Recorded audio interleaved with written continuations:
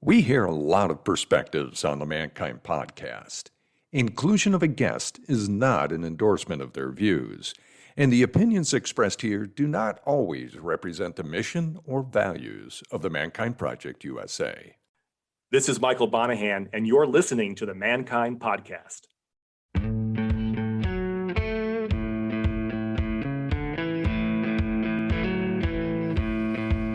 Looks like the rain has gone. The greatest burden a child must bear is the unlived life of its parents. Now, you may have never heard that quote before. It was a new one for me, that's for sure. And that came from a pretty smart dude from Switzerland named Carl Jung.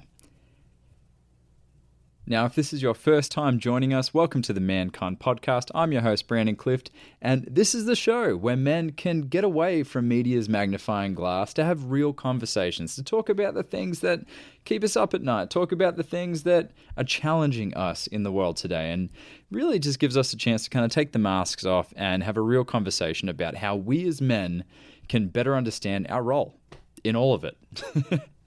So if this is your first time, welcome to the show. And if this is the first time you've heard me and our guest talk about shadow, then I recommend you head to the first episode in our series on shadow, episode 27 with Dr. David Gruder. He gives a phenomenal kind of foundational explanation of shadow and how we develop it and basically how it impacts our lives. So before you dive into this episode, if you haven't heard that one, I recommend you check it out.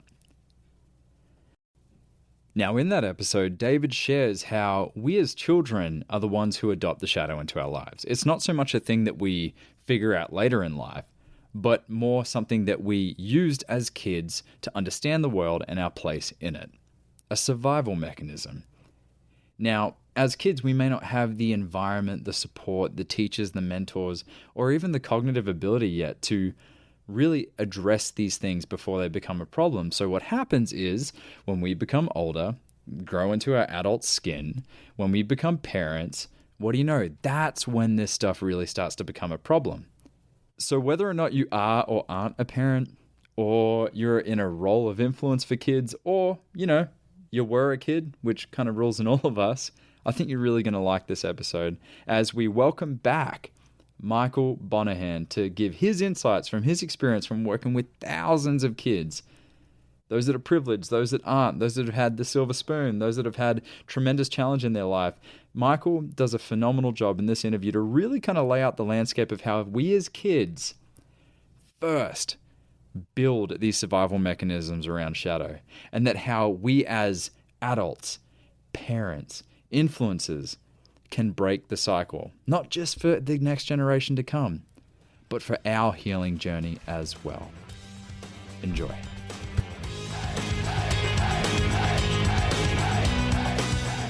G'day and welcome to another recording of the Mankind Podcast, the show where we break the molds of modern manhood to prove that there's more than just one way to be a man. And in this month, we are going to be going deep into everything that is shadow and shadow work. Now, in the last episode, we introduced you to Dr. David Gruder, who gave us a really great overview of how shadow impacts our lives. But I think the point that I really want to elucidate first, before we get onto all the other topics and facets of shadow throughout this series, is the childhood development of shadow. So basically where we first pick it up. So if you haven't listened to that first episode, episode 27 in the Mankind Podcast, go and check that out first. I'd highly recommend that. But to dive into the childhood part of the shadow conversation, I wanted to introduce you guys to Michael Bonahan. He is the second guest we have ever had on this show talking about all things mission, and he is very involved in childhood development, programs that help children and teens get a really well-rounded understanding of not just the world, but their place in it. He's going to give you a much better description of his work. So I'm going to pass it to you, Michael. Mate, take a moment to introduce yourself for those who haven't heard of you. Thank you, Brandon, and aloha. Yeah, Michael Bonahan. I live in Hawaii with my partner of going on 38 years. I'm involved in youth mentoring and youth rites of passage work. primarily through Boys to Men mentoring. I'm the outgoing chair president of Boys to Men USA and the founder of the Boys to Men mentoring Hawaii community. Also a co-leader and leader trainer in the Mankind Project and a diversity trainer in the Unpacking Power, Privilege, and Difference training. But a student of Jungian psychology and multiple fields of study for how shadows develop in youth and how we perpetuate shadows and wounds from generation to generation.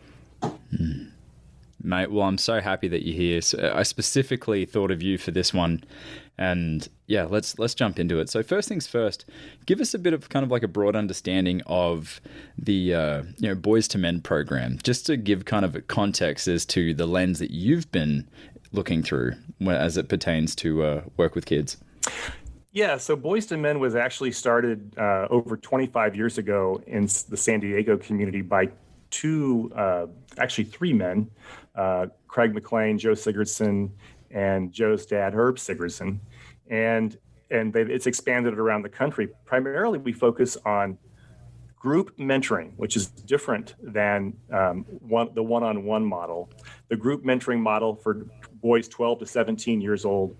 And we also do a rites of passage adventure weekends. So the intention behind that is to provide a positive masculine role model, or actually a variety of positive masculine role models to youth, mostly challenged youth. A lot of our boys are fatherless or lack a positive masculine role model in their life.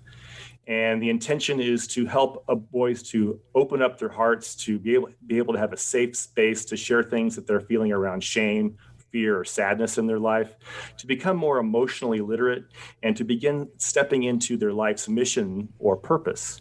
And so that's the work of Boys to Men mentoring.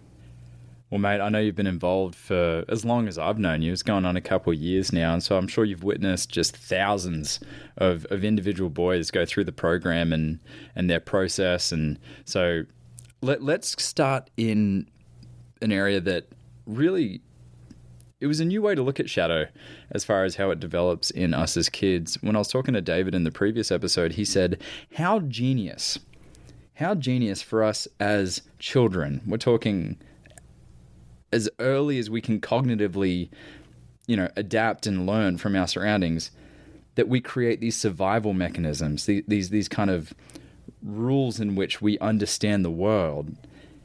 And that inherently is shadow. Right? It's like, in order to survive, in order to get this thing that I'm not getting as a child, that I believe to be the thing that I need to behave this way, believe this thing, talk this way, treat people this way. Yes. And that it isn't so much an outward projection in the beginning, but just an internal survival mechanism for us as kids. Completely. It's the belief systems we develop to make sense of the world. I mean, we're not supposed to be abandoned. We're not supposed to be abused. It's what happens, and we don't blame our parents. As children, our mother and father are everything. Look at the basis of both Freud and Jung. It's all about mother and father. And as a matter of fact, Freud refused to tell Jung about his relationship with his father because he said, "Then you'll know more about me than I know about myself." And so by all means, it is purely brilliant Machiavellian genius about how we unconsciously and intuitively develop these systems of survival to make sense of the world, to make sense of the traumatic experiences we have in life. We have something called the ACEs score. I'm not sure if you've ever heard of it, the Adverse Childhood Experiences score. It's a series of 10 questions that we give a lot of our boys who are suffering with trauma. And each one of these things, or whether you've been in a violent household, know someone who's been in prison, or whether there's alcohol abuse, or all these things that are happening in your house, the resiliency of a person can be measured by how well they've navigated these adverse childhood experiences. However, these experiences build these shadow belief systems. And as your previous guest, Dr. Gruder, stated, yes, these systems are designed to make it survivable, to create a sense of safety, to make sense of an unfair world and the pain we suffer in it. As children, mostly what we're looking for is love. Love in the form of acknowledgement and acceptance, love in the form of nurturance or connection, and also just plain old safety. Just feeling safe in the world. So yeah, by all means, those are the things we're looking for, and the way we go figure out about how to get it at a young age in an adverse world, in a world full of trauma and pain. That's how shadow develops. You know, I think this is a great point, Michael, to speak to the misconception that you can provide your kids with the best schooling, right? Even a loving household, public displays of affection, of love between you and your partner, and can model what you believe to be the best upbringing possible.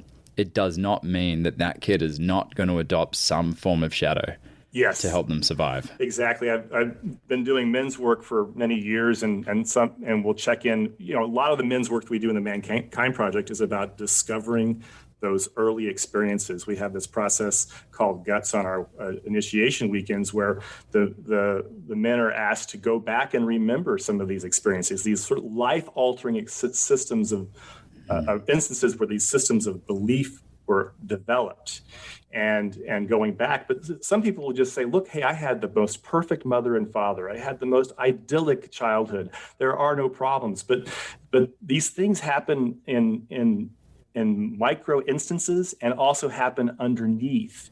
So, for example, the first time when you were an infant and you weren't held when you cried, the first time you felt hunger and you weren't sated, the first time that you were rejected when your mother chose maybe a sibling over you, all of these things create these traumas, whether they're large or small. And you can't really compare, oh, my trauma is worse than yours. A person that seems to have the world's greatest parents can still suffer those wounds that create these belief systems. And even if they haven't, they're through family and systemic constellations, they've inherited them. We do the work our parents couldn't do in many ways. And if we talk about parenting, I'll want to mention that a little bit later about what Carl Jung said about parenting and children. So. Yeah, we definitely want to relate this to parenting as well, because it's very easy in these conversations to be like, well, this is just about the kids and their problems. Right, exactly. But, however, it's amazing how many cycles that when people go into parenthood, they say, I am going to break this cycle. My dad treated me this way, or my dad or mum didn't give me this, this need that I had. So I'm not going to do that. I'm going to make sure I'm the perfect father, the perfect mother. We're going to be the perfect parents. No. Yeah. There's an intergenerational, multi-generational dysfunction that happens. You see it all the time. You see a parent or a group of parents that say, look, I want my kids to have everything that I didn't have when I was young. I don't want them to experience all these struggles. I want them to have all these things. And much of it has to do with comfort and luxury and access to things. So I often ask them, I say, why did you turn out so bad? Why do you want to not give your children an opportunity to have some of the life experiences that you have? I'm not saying to pass on the shadows and the wounds and the belief system. I'm saying, why spoil these kids? Because now we're saying, oh, they're entitled. Look at these millennials. I think young people today, millennials in particular, have really got the short end of the stick. This is the first time that a generation is going to actually experience a quality of life that's not better than the previous generation in hundreds of years. And the opportunity is limited in this global corporate world that we live in. It's not the same world. So what we could and should be giving them is love, acceptance, and supporting and acknowledging and empowering them. But instead, because of the shadow that comes through parenting, often what we do is we find ourselves in competition with them. We find ourselves regretting having them and blaming them for the problems that we created as the generation that came before. Yeah, this blame game. I think it's very easy for kids to say it's mum and dad's fault for me to be this way, and it's easy for for parents to say, well, life was great before you came along. Yeah. But this blame game really negates the importance and necessity of really taking ownership for our place in it, whether it happened to us directly or indirectly. The only way that we can move forward as parents or kids is to have the tools to be able to, and to be able to take responsibility to go, well, you know what, maybe this happened to me, maybe I did it to myself, but only I can, sorry, mate. There we go. I know exactly the point. My apologies, man. No worries.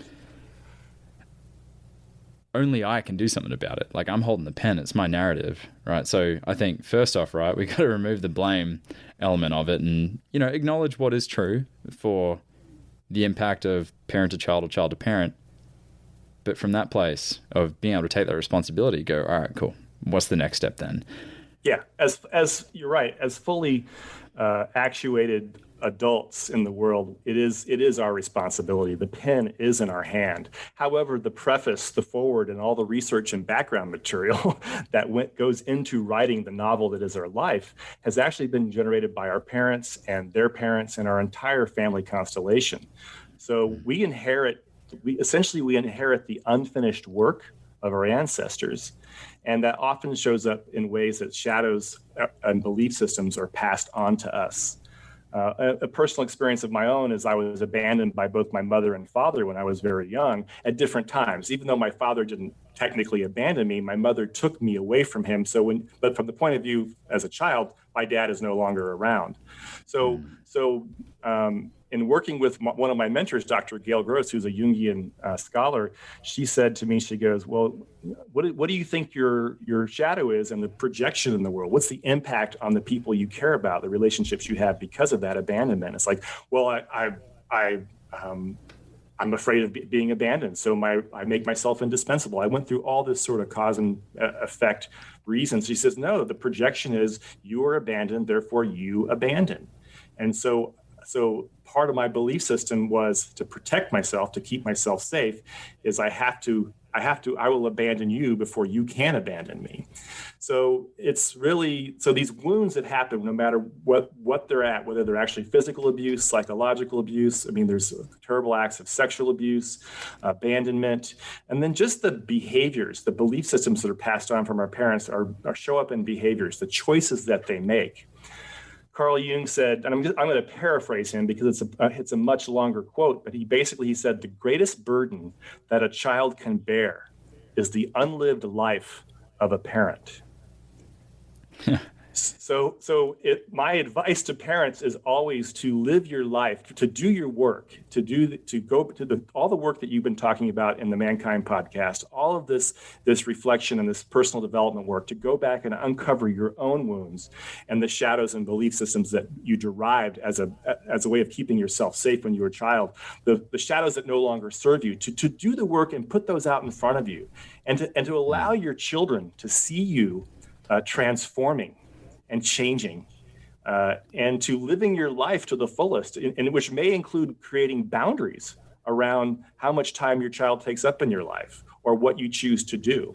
Because the passing on our shadows and our wounds is inevitable if we're not working on ourselves. And many of those belief systems are still going to get through. However, giving our children permission to make change in their life by modeling change ourselves is the greatest gift. So if the greatest burden is to not live your life as a parent, the greatest gift would be to fully live your life as a parent and model what healthy growth looks like. Oh, man. Well done. Yeah, that's so, I couldn't have said it anywhere near as good as that, right? I think that's so important. So important that parents understand, or role models in general understand, that this doesn't mean you have to stop everything you're doing to aid the development of the child. You've still got to do your work. Exactly. It's an invitation for the both of you separately, or however many kids you have, right? Precisely. And it's, separately. Yeah. And the thing is, Brandon, how many people have you met? They're in a marriage or a relationship that has children, and they can't stand it and they want to get out, but they stay in the relationship because of the children. I want to keep the family and all. It's like, well, wait a minute. What kind of disservice are you doing to that child or to those children? If you're modeling unhealthy love, if you're modeling, they're just going to emulate. They're going to choose the same kind of partner that or partnership that you're modeling them with their parent, with their father or mother, regardless of gender. They're going to. It's way better to let them suffer the pain of having the separation that occurs during divorce than to grow up and carry on and essentially be in a relationship stuck and broken the way you are. So that's just a simple example. it's the classic piece. I'm sacrificing everything for my family. I'm working hard for my family. Men do this. Men go off and get absorbed in work, but they're never present there for themselves, which is the first step. They're never filling up their own cups, and they're never modeling what a full cup looks like to their children. So that is, I think that's you're right, and I'm happy you're saying that. That is the first step, right? To start with self. But societally, that goes against the grain of what we've been raised to believe, of what it means to be a man or a parent in general, especially a mother. Yes. Well, mothers Gosh. have a very unique relationship. I mean, there's a piece around motherhood that, for men in particular, that affects the way that they experience intimacy in their lives, the way that they approach their own anima, which is the divine feminine element that lives in all men. And the way that the relationship they have with the divine feminine is mirrors almost identically what they did or didn't get in their relationship with their mother. Man, this stuff's deep, because not only is it bringing up, like, it's engaging me kind of intellectually, like, oh yes, this whole stuff makes sense from like a psychological lens, but I'm feeling the feels as we have this conversation, because it's taking me straight to my phenomenal childhood where I wasn't having certain needs met, where I wasn't getting love. Exactly. It's so wild. And fortunately, my folks are still in this realm, you can say, and I got a lot of time to work with them around that. But I think, speaking from the parent lens, what would you say to someone who's going back to their childhood, right? Mm-hmm. Identifying these experiences, these kind of voids, let's just say, where their needs weren't met and their parents aren't around anymore. Perhaps they've passed, or perhaps they don't have contact. Like, how would you approach this kind of conversation with someone in that place? Well, it's a great question. The reason that many parents get stuck is because they try to essentially emulate what their parents how their parents showed them how to be a good parent, how to be not a mentor, but an ally, a support person. For me, when I was a child, I had all of these experiences that were really negative, and my parents seemed like they were on the periphery. So what I would recommend is to go back and look at those seminal moments in your childhood when you decided who you were and what your place was in the world. And that may have happened when you were 3 or 5, and often it happens when you go through puberty, and that's why we focus on young adolescent boys and boys to men. Is what did you decide about yourself? So what often happens for parents is what they didn't get in their life, they say they want for their children. However, without modeling how to get it, the children are going to be stuck. So I would say, if you're a new parent, the best thing you can do is do your own work, and do your own work from a place of, what did my little boy or my little girl or my little being, being non-gender specific, what did he, she, or they want in that moment, that when they didn't get it and they made the decision?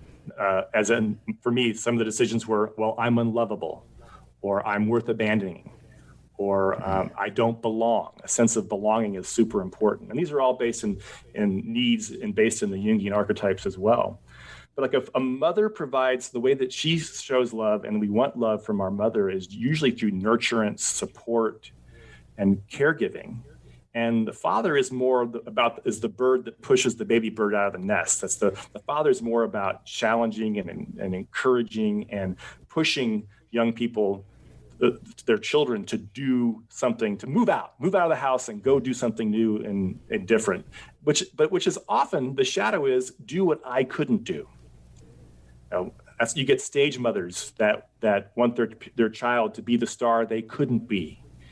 Yeah. You get the classic mother or father that says, be a doctor, a lawyer, some sort of all these things. And that is a massive amount of pressure. I mean, my mother told me when I was 9, she said that I'm the fifth, youngest out of 5 children. She said to me, "You're the last hope for the family." Talk about some pressure to put on a 9-year-old. You're going to bring us all out of poverty. You're going to be the one that makes us all, she thought success was about finances and, owning a home and all that, which it does at some level, but it was not what I needed to hear when I was 9. I'll tell you that much. I think this is an important time in this conversation to kind of speak to the fact that some of you listening may have your minds spinning in all different directions, because this could be very true stuff for you right now. This could be very real, very present. Perhaps some challenges right now that you're facing as a parent, or going from the lens of when you were a child. Know that the process to work on this stuff isn't linear. There's no perfect way. Children are remarkably malleable while you try and figure out this process of trying to meet their needs, right? Trying to learn a new way, a new language for parenting, because perhaps maybe your folks didn't model what you would judge to be the right thing. So just know, perfectionist hats can come off now. Definitely. And it's interesting because becoming a parent is often, it's a massive rite of passage, an extremely transformational event and process in an adult's life. And in many ways, becoming a parent can help us redefine the messages that we got in our childhood. Shadow is not something that you are cured from or healed from. Shadow is something that gets moved out of the shadow and into the light. And I don't like the idea of using the term dark and gold shadow, although some shadows are positive and some shadows obviously don't serve us. But to me, it's more about what shadows serve me and how can I bring them into the light, and what shadows no longer serve me, no longer provide that level of protection and security or sense making that I developed at a very young age. And how can I not only bring those into the light, but put them in front of me and re-examine them so they're no longer driving my bus.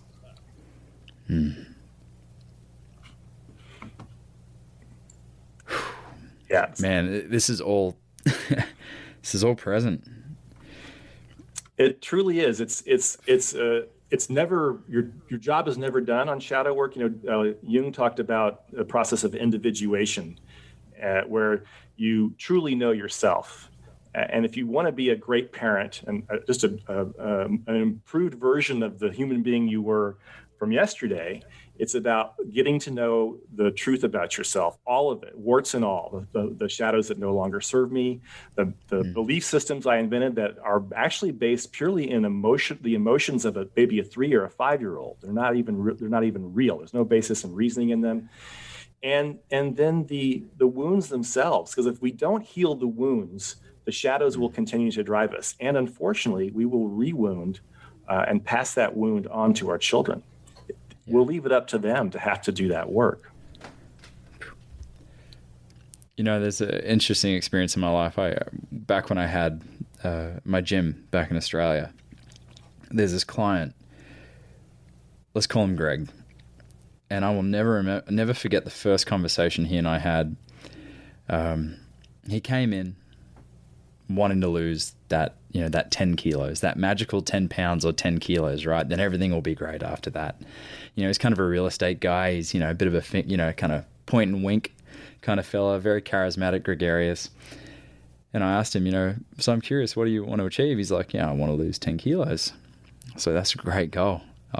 You've come to the right place, but why is that important to you? And he's like, well, I think I'll feel better. I think it'll be, I think I just want to shed it. I want to fit some of those old clothes and stuff like that. And I'm like, okay, but what's beneath that? Like, really, what's the motivator? Because at 5 a.m. and it's raining and it's cold and you just want to hit that alarm like a bongo drum, 10 kilos, is that really going to get you out of bed? Like, let's get to it. Right.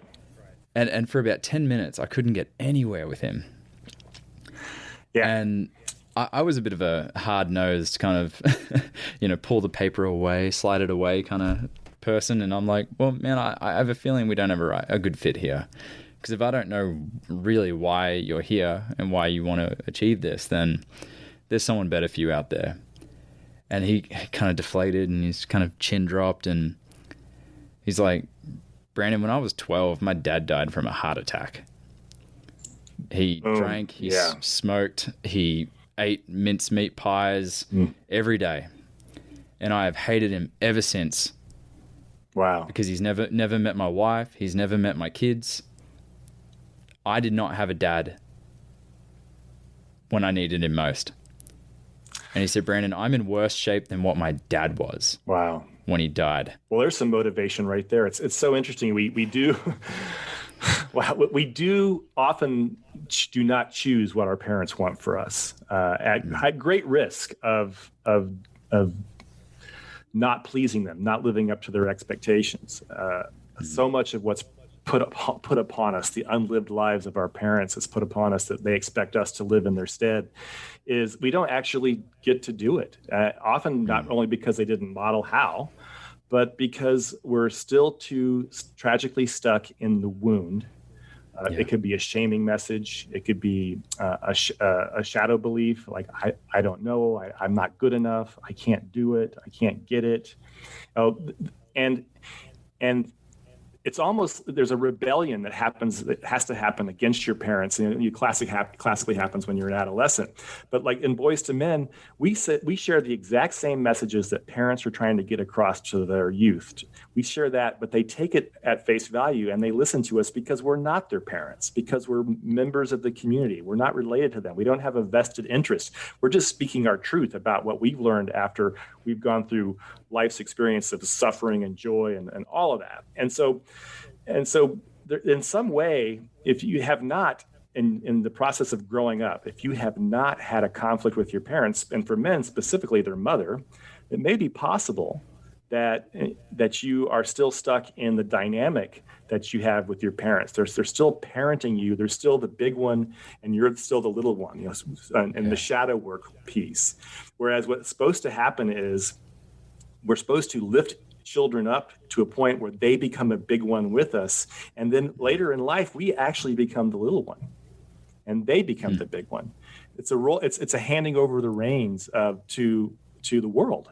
And we don't do that enough in the work that we do. And that's why we do the Boys to Men work, to wake these boys up and to get out there and provide a reflection for these boys about what is possible, how to live their life and not be in the place of woulda, coulda, shoulda, and to live their own lives and not the unlived lives of their parents. Their parents, man. Oh, I'm so happy this works out there. I'm so happy that you guys have Boys to Men all over the nation. That's so important that, some parents just don't have the language. They just don't have the tools, right? And they shouldn't have to feel shame for that because there are resources like Boys to Men. But before we move on, I want to speak to that wound a bit, because that's the interesting thing about the wound, about how sticky it is. Because in his mind, what his wound was he was overweight. In his mind. So he's like, I'm going to think my way out of this problem. I'm going to find a personal trainer. They're going to train me. I'm going to lose the weight, do the math. I'll feel happy. He had no idea it was coming from this deeper place about his dad. He couldn't intellectually bring that up. We had to go to a heart level for that to come to the surface. And it was interesting because as I went through the journey with him and training him for a couple months, his family started to lose weight. His kids were quite overweight with him as well. The whole family had the same behaviors and habits. And so I asked him, we were down on the beach, and I said, Greg, why, knowing full well what took your dad's life, and then you then following in his steps, I'm just curious of you knowing what caused that, how did you allow your family to go down that same path? Now, this was not from a place of judgment. This was from a place of curiosity. Yeah. And he said, sorry, go ahead. Yeah, first of all, it's fantastic that you were able to spend enough time with him and get to a heart space, because it's really in that heart space and that connection space and deep introspection and sharing with another person or a group of people that we do discover our ultimate motivation, which lies in our shadows. Well, bingo. And here's where his motivation was to not do anything about it. So I asked him, why did you knowing these behaviors were going to cause your family to end up in this place of really poor health, why did you let it happen to your family? And he said, because if their habits had to change, if I had to stop them from eating unhealthy, and then I would have to. I would have to change. Mm-hmm. And I'm like, well, doesn't the math make sense? You know, like you can all transform together. And he's like, yeah, but I could never understand why I couldn't take that first step. What it was that shadow. It was the relationship with his dad dying. Yeah. That was stopping all of it. He had done everything. Keto, Atkins, CrossFit. He tried everything under the sun. Nothing would stick. Because he was treating the symptom and not the root cause, not the root belief system. Bingo. Yeah. Bingo. And guess what? I wasn't privy to the work that we're talking about right now back then. And so I wasn't necessarily aware that there was shadow work involved, nor was there a process to have those conversations. It was just getting to know the guy over a couple months that we were able to kind of scratch at the surface and get to that point. It doesn't take a bunch of study or brilliance to get to know yourself, to begin the process of. It doesn't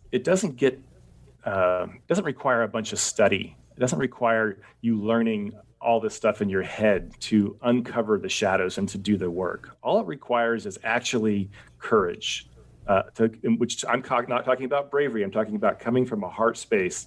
And often it happens because of a crisis in our life, a wake-up call or hitting rock bottom. There's all these things that will cause us to go, okay, wait a minute. It's time for me to begin to look inward, because no matter where I go, the same problems keep showing up. And children are a great opportunity for us to redefine those belief systems. However, they are also a place for us to dump our beliefs into. And that's the biggest message I'd like to give the parents that are listening, is that your healing, the work that you do, will heal, not only heals the past, does the work that your parents and grandparents couldn't do, but it also paves the way for growth and progress for the next 7 generations. It is a huge gift. It's the greatest gift you can give. The first thing is you want to give them food, shelter, love, connection, nurturance. You want to challenge them, but ultimately you want to show them that I am your parent and I am growing and I'm changing. I am constantly transforming. Today, I'm going to be a better version of myself than yesterday, and that's going to look like this. And it's not going to be easy. It means I have to be in touch with the pain, with the sadness, with the fear, with the anger, and to be in relationship with my shadow, so that when I'm triggered, shadows usually show up in the form of triggers, and go, oh, okay, now I get it, and to thank the shadow and my awareness of it for reminding me of what I used to believe and how I used to behave and respond. But now that I'm aware of where that came from, and it's usually from the parents or something in our culture or in our family systems or communities, that it's given us a message that we're not good enough, we don't belong, we don't know. There's a whole bunch of belief systems. I don't love right as a powerful one in a lover quadrant of the archetypes. And so be a parent to me by doing your work, not just the work of providing all those things, safety and nurturance and challenge to your children, but also show them that life is about change and impermanence. It's very important. Yeah. Absolutely. And like we've mentioned in this episode and in the first episode, our previous one with David, it's not perfect. It's not linear. And I'm sure some of you might have some shame or embarrassment to be vulnerable and reveal these things to your kids. Like, don't worry about that. Really, like that is the least of the most illogical fear, I guess. How do I want to say that? Children are magical beings. Just as you said, Dr. Gruder mentioned how they are brilliant in creating a system that keeps them safe or helps them make sense of the world that is an unfair world. And they are also magical beings in that we don't give them as much credit as they really deserve in being able to handle the truth. The truth is is never an injury to a child if it's given with honesty, authenticity, and integrity. You know, parents that are going through a divorce, to sit down with the children and to talk about their challenges, to talk about their relationship, and to say, look, we're choosing to divorce because our shadows are amplifying each other's shadows. We want to, you know, we're choosing to divorce to create harmony in our lives. We're choosing to include the children in that conversation, not like something you break it to them. They know, they've heard the arguments for the months and years. They can sense what's going on in the family. Bringing it out in the open and talking about it sometimes could actually avert a family breakup. Children have amazing answers to the world's most complex questions, and including them in what's going on in your relationship with your partner is super important. I mean, you know, a 2 and 3 year old, it's not necessarily, I'm talking about kids who are beginning to move into puberty, kids, you know, but a 7 or a 9 year old needs to hear the truth as well, just in a way that is comforting and provides a level of safety. It's super important that our children will change us no matter what, but that we show that they are changing us. We demonstrate to them that we have their best interest in mind by putting our personal growth ahead of all these other menial things that we think are important. But the truth is, they're not as important as that at all. Man, you know, it's almost a crime that these episodes are so short, because we're covering so much content over the next month.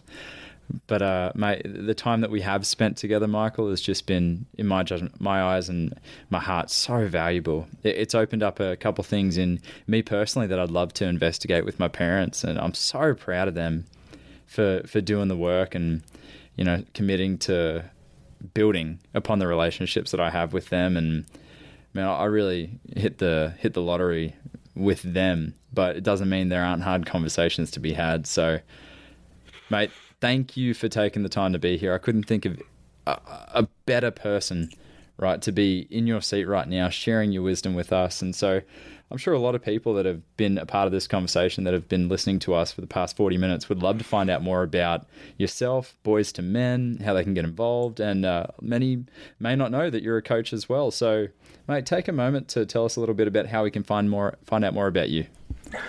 Thank you, Brandon. So Boys to Men is an organization, website is boystomenusa.org. And there might be one in your own community. You could check us out there. As far as checking me out, I have a company called Wisdom Windfall. I have several partners based in the mainland U.S. and also in New Zealand. We're a purpose management company. We also do diversity trainings and coaching. We call it purpose mentoring, purpose management. So you could go to wisdomwindfall.com, or you could reach me at Michael, Michael, at wisdomwindfall.com. And yeah, shoot me an email and I'll get back to you. Yeah, I really appreciate, you're so kind, Brandon, to say all these things, that I'm the perfect person. There are people far more knowledgeable than me on this subject. However, I'm extremely passionate about it. I just want to thank you for what you've been doing with this podcast and bringing this work to light. I can see that thousands of people, and soon I'm sure tens of thousands of people, are going to be impacted by this work. And kudos to your parents, because it's obvious they did something right just by watching how amazing of a man you have developed to be. I think I've known you going on about 8 years now, and to watch you grow has been really amazing. Oh, Matt, I appreciate you saying that. I'll let them know. They'll be tickled pink that you, that you shared that too. So, mate, final words. Firstly, what message do you want kids to hear out there? You're not broken. There's nothing wrong with you. You belong. The biggest one is you belong. And you don't have to do it the way I did it or we did it. It was Joseph Campbell that said, follow your bliss. And so my invitation is to live the life that you want to live and to follow your bliss, because the unlived life is the life that lacks purpose and lacks joy, because meaning comes from living your true authentic self. So yeah, follow your bliss. Joseph Campbell said it best. Man, well said, well said. And what about final comments for the parents out there? Do your work. First of all, congratulations that you're still in it, because it's one of the hardest jobs in the world with hardly any training. The people that trained us didn't get it right, but there's a lot that you're doing that's right. And the most important thing is to love yourself so much, to really be curious about who you are and what makes you tick, and to look back at the family constellation, the family system, and to see where you got it all. And there's a bunch of stuff, a bunch of gold, a bunch of beautiful, powerful gifts that you have been handed down to you through your ancestors and your parents. And ultimately, there's also some stuff in there that's a little sticky. And that's where comfort's overrated. So get uncomfortable, because that's where the juicy stuff is. This has been the Mankind Podcast, produced in association with the Mankind Project USA. I have been your host, Brandon Clift, and I personally want to thank our guests for joining us today and imparting their wisdom from their experiences in this amazing journey called life. And of course, I want to thank you, the listener, because through your attention and your support, you make it a heck of a lot easier for us to let men out there in the world know that they are not alone and that there is more than one way to be a man. Special thanks, of course, goes to my incredible team, Marketing and Communications Director Boyson Hodgson, producer and editor of this episode, Michael Russo, who makes me sound so much more intelligent than I actually am, so of course, special kudos goes there. And if you've been enjoying the music throughout this episode and all of our episodes, check out Jim, Donovan, and the Sun King Warriors. I have links to them in the show notes. Now, the fee for this episode is simple. If you found gold and insights that you believe could benefit your loved ones and those you care about, be sure to share it with them. And of course, remember that life doesn't happen to us, it happens for us, so long as we rip the pen out of fate's hand and become the author of our own story. So my friend, pick up the pen and we'll see you next week. Lots of love.